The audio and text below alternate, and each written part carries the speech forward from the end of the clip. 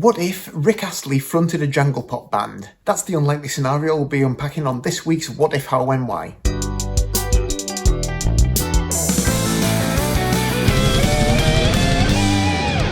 Hi, my name is Morgan Brown, and every Monday I upload a new What If video to my YouTube channel. The idea of these videos is that each week I pick a different popular song and imagine an alternative universe in which some change of circumstances causes that song to come out completely different from the version that we know and love. I then take the original lead vocal of that song and record a new backing track to it using just GarageBand and whatever instruments I have to hand in order to bring that alternative version of the song to life. So the song I picked this week was Never Gonna Give You Up by Rick Astley, and I tried to reimagine that as a kind of 1980s jangle-pop indie track. So if you haven't had a chance to listen to that yet, here's a little taster. We've known each other for so long.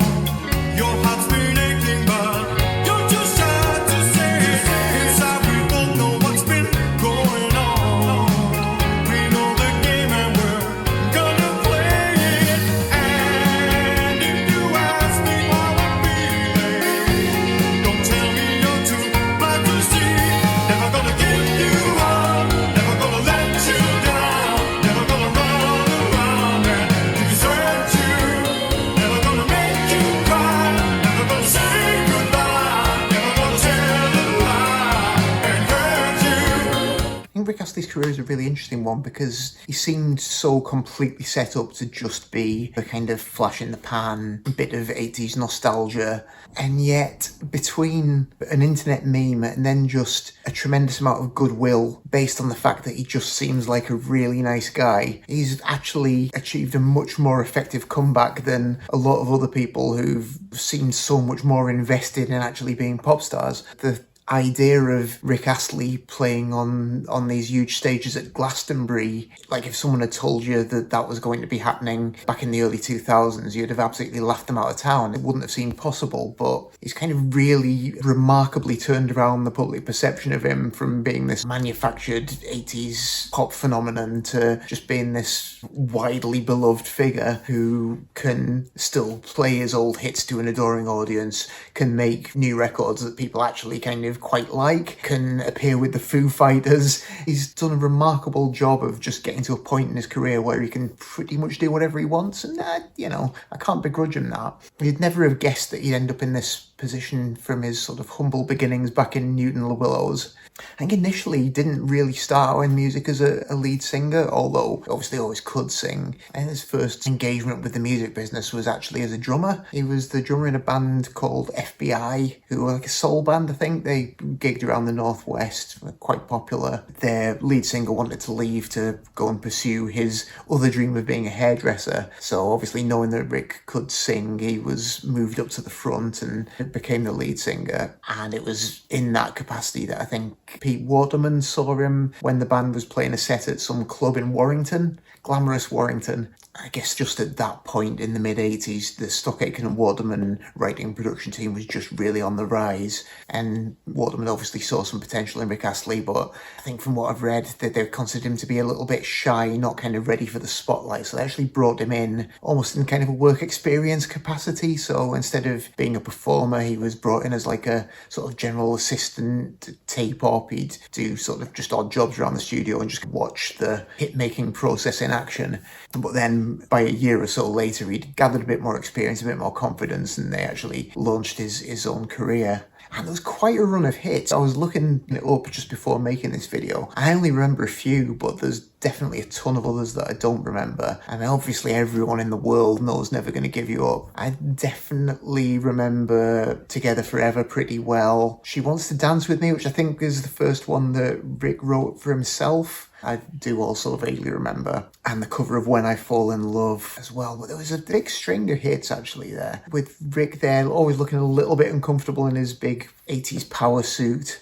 But I mean, he always sounded great, had a bit of a kind of classic soul voice going on. And in the early 90s, he did attempt to make that transition into a more kind of soul direction, grew out his hair, moved away from that sort of high energy Stockaitken and Waterman sound. And Cry for Help was actually a pretty impressive move towards a bit more of a serious adult sound for him. But Unfortunately for Rick, the rest of the singles from the album didn't really pan out the way planned. But he had quite an impressive level of maturity, really, for someone who was still pretty young in quite a narcissistic business. Rather than spending years chasing trends and trying to revive his career, he quite maturely just went, oh, look at this, I've made a bunch of money, I'm just going to step back, raise a family, enjoy my life, see what the future holds.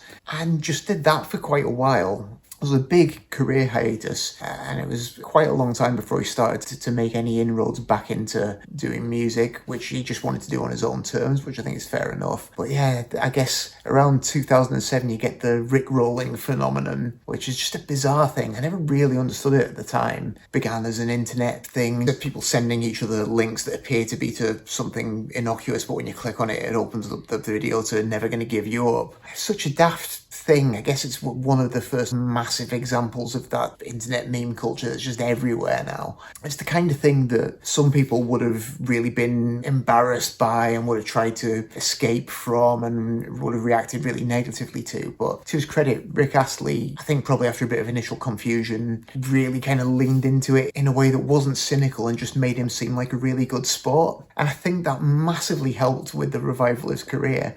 And it sort of just seems to have been on the up and up ever since. And so now he's kind of at a point where he can make new music, and there is an audience for that. I've heard a couple of bits of his newer stuff, and yeah, it's not really my cup of tea, but in a sort of mature George Ezra sort of vein, which I'm guessing there are people out there who want to hear that. He still sounds good, he's still a good singer, but you can also quite happily lean into the nostalgia. He's not ashamed of doing that, and people want to hear that, so that's great.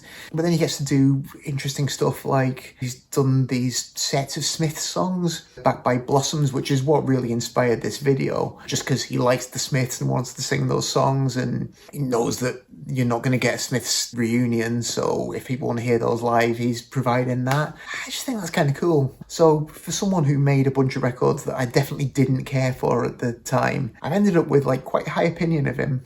So yeah, good work, Rick. Nice one. But as I say, it was those Smith sets that made me start to think about doing something with Rick Astley. And I was thinking, do you think we could take a Rick Astley song and make it sound like the Smiths? And scotched that idea pretty quickly, because nothing is really going to sound like the Smiths.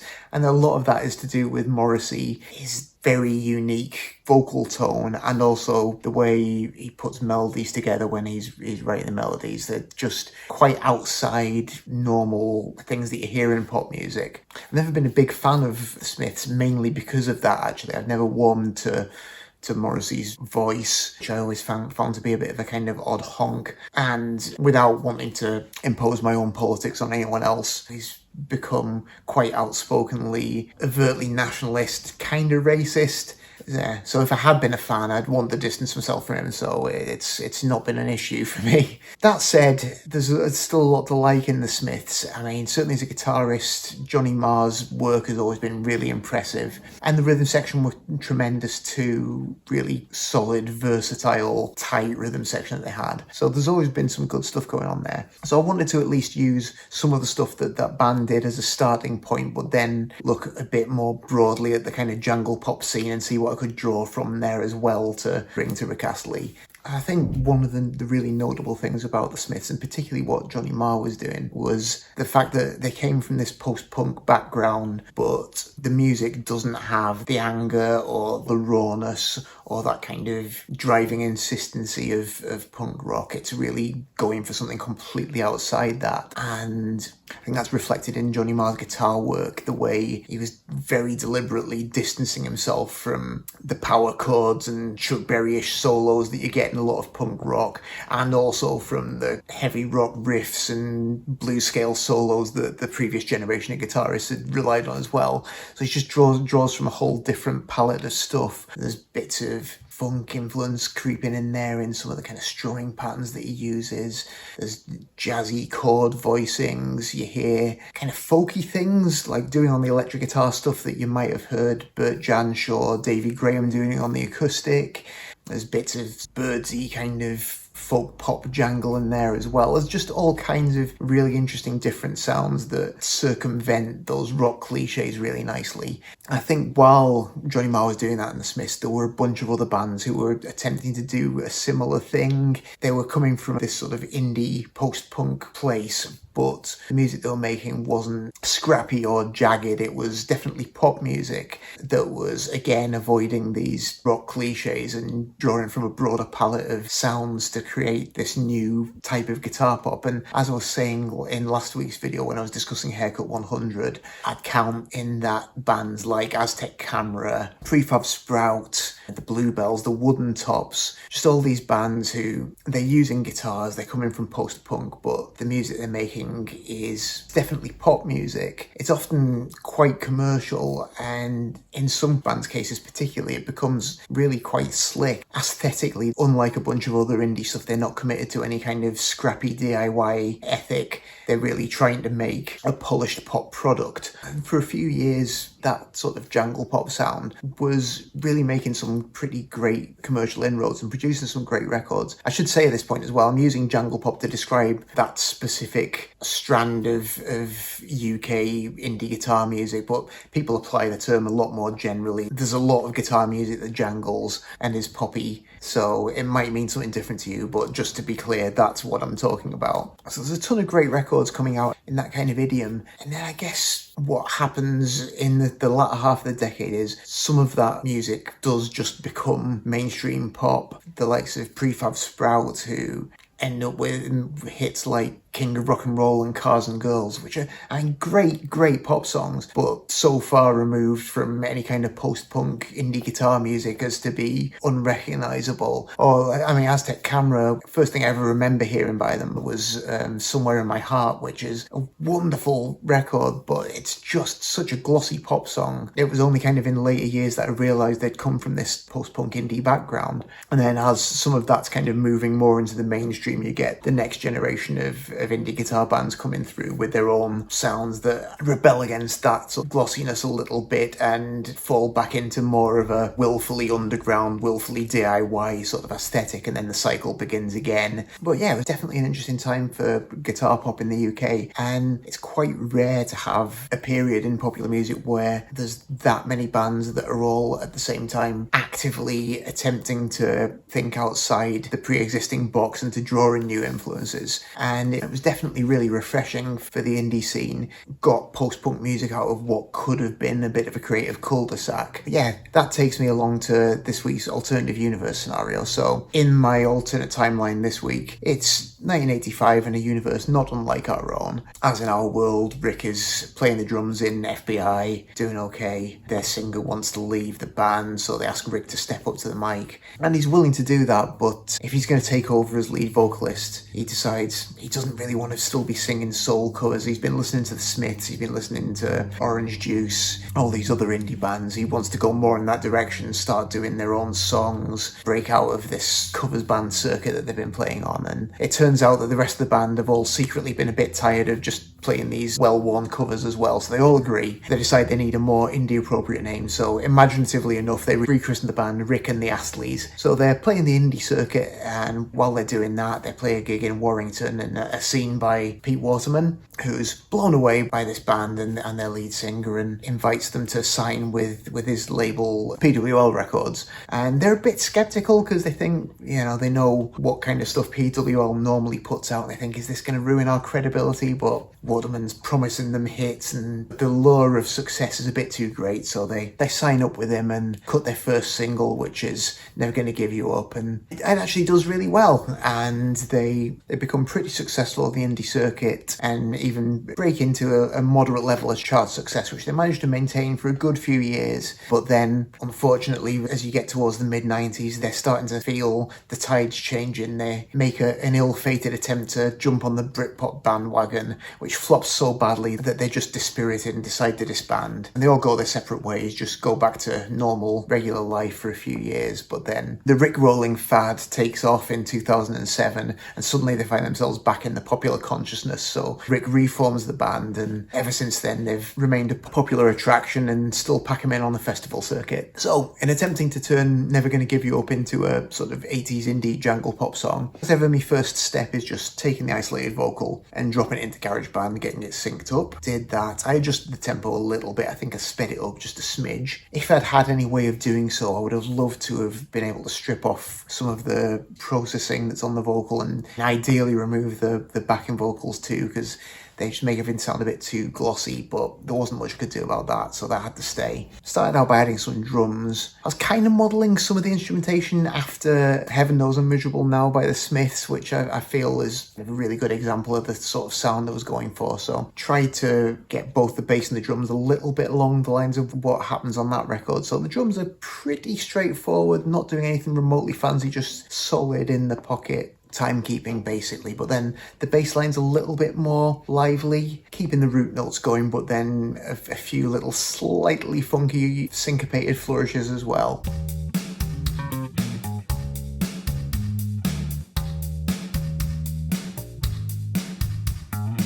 And then most of my time went into the guitars, so there were a few different things going on. I've got a couple of electric rhythm guitar tracks, a lot of chorus on pretty much everything, because that was just that 80s sound. I slightly rejigged the chord structure of the song, added a few little kind of jazzy chord shapes in there. There's one electric rhythm that runs all the way through, just kind of jangling away there with a bunch of chorus on it. And a second one that comes in a few places just to fill out the sound a little bit. Arrives in a different part of the stereo spectrum, just playing a slightly different rhythm, a couple of different chord voicings, nothing too fancy.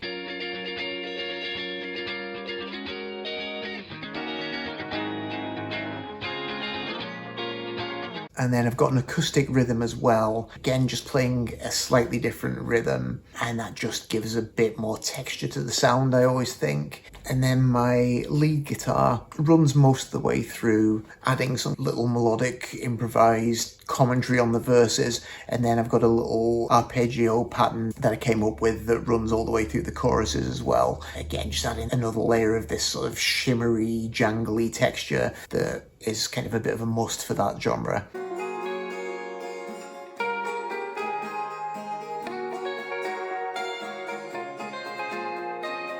Then for the video, as ever, I start with just a decent performance clip of Rick back in the 80s performing the song on TV somewhere. Obviously, his backing band look very much like the 1980s session musicians they undoubtedly are, and not very indie or very jangle pop, so I try and zoom mainly in on Rick himself, and then to provide a more indie looking backing band, we've got some footage of Orange Juice in there. I thought they looked the part a lot more. And then as a finishing touch, I just mocked up, as I often do, a bunch of concert posters and flyers of bands from that scene, inserting Rick and the Astleys into the bill just to suggest that they're an active part of this great 80s jangle pop scene that's going on. So I hope you enjoyed this. Not at all sure how this one's going to go down, but it was really good fun to try and turn Never Gonna Give You Up into that kind of 80s indie sound. I feel like to some extent I succeeded. Let me know what you think down in the comments, and if you did enjoy it, please like and subscribe. That always really helps. If there's anything else you'd like to see me do in coming weeks and months, any songs or artists or genres you'd like me to get involved with, please do let me know. I always appreciate your suggestions, but otherwise that's all from me for this week. So thanks very much indeed for watching, and I will hope to see you next time.